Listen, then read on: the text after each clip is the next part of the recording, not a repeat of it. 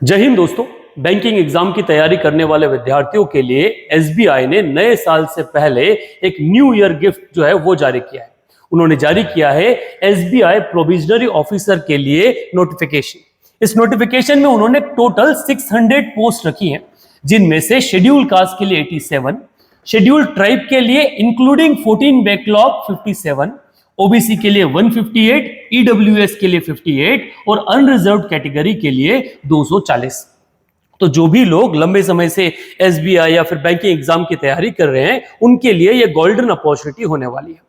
SBI द्वारा जो tentative dates जारी की जा रही है, उस आधार पर अगर देखा जाए तो उनका कहना है कि इसका रजिस्ट्रेशन जो है, जो ऑनलाइन फॉर्म फिलिंग, वो 27 दिसंबर 2024 से शुरू है और 16 जनवरी 2025 तक जारी रहेगा। यही उनका फीस पेमेंट का डेट रहेगा। इसका कॉल लेटर जो है वो 3rd and 4th week of February 2025 में जारी कर दिया जाएगा और प्रीलिम्स या फर्स्ट फेज की जो एग्जाम है वो कंडक्ट करवाई जाएगी 8 to 15 मार्च 2025 में। आज से 3 महीने बाद इसका प्रीलिम्स जो है वो एग्जाम कंडक्ट होने वाला है। प्रीलिम का रिजल्ट 2025 में आएगा, अप्रैल 2025 में।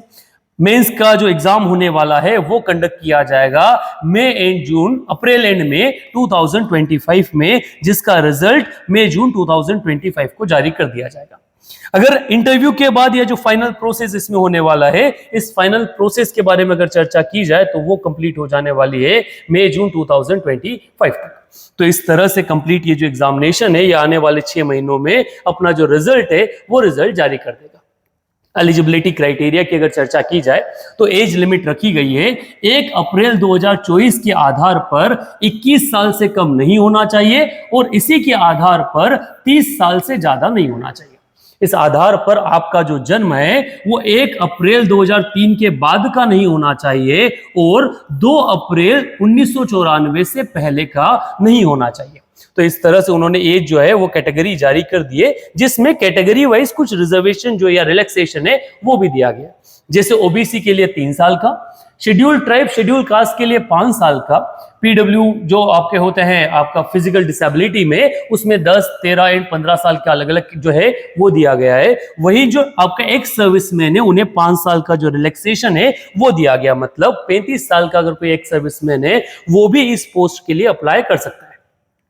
वहीं अगर एजुकेशन क्वालिफिकेशन के बारे में बात की जाए तो 30 अप्रैल 2025 तक आपके पास किसी भी रिकॉग्नाइज्ड यूनिवर्सिटी से किसी डिसिप्लिन में आपका जो फाइनल डिग्री है वो आ जाना चाहिए। और फाइनल वो जो प्रोविजनल आपका जो कंडीशंस है वो इसमें आपको फुलफिल करना होगा। मींस आपके पास जो डिग्री है वो आपके इंटरव्यू से पहले आप तक आ जाएगी, तो आप इस एग्जाम में क्या कर सकते हैं, पार्टिसिपेट कर सकते हैं। इसके अलावा और कंडीशंस जो हैं वो एग्जाम के पैटर्न के आधार पर है। जो लोग एग्जाम की प्रिपरेशन कर रहे हैं वो जानते हैं कि एसबीआई की एग्जाम जो है वो 3 फेज में कंडक्ट की जाती है। जो प्रोविजनरी ऑफिसर की बात की जाए, पहला आपका प्रीलिम्स होता है, देन आपका मेंस जिसे हम सेकंड फेज कहते हैं, एंड जो थर्ड फेज होता है जिसमें इंटरव्यू और आपका ग्रुप डिस्कशन वाला जो सेशन है वो इंक्लूड किया जाता है।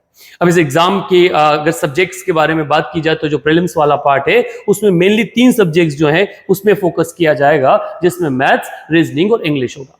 मेंस वाले फेज में आपका करंट अफेयर वाला जो पोर्शन एंड कंप्यूटर वाला पोर्शन ऐड हो जाना है और इंटरव्यू में एक डिस्क्रिप्टिव टेस्ट आपको देना होगा, जिसमें आपको लेटर एंड एसे राइटिंग का सेक्शन होगा। सो जो भी लोग बैंकिंग की तैयारी कर रहे हैं उन्हें नए साल में इस अपॉर्चुनिटी का फायदा लें। और अगर कोई इंफॉर्मेशन आपको चाहिए तो आप कमेंट बॉक्स में जोड़ लें।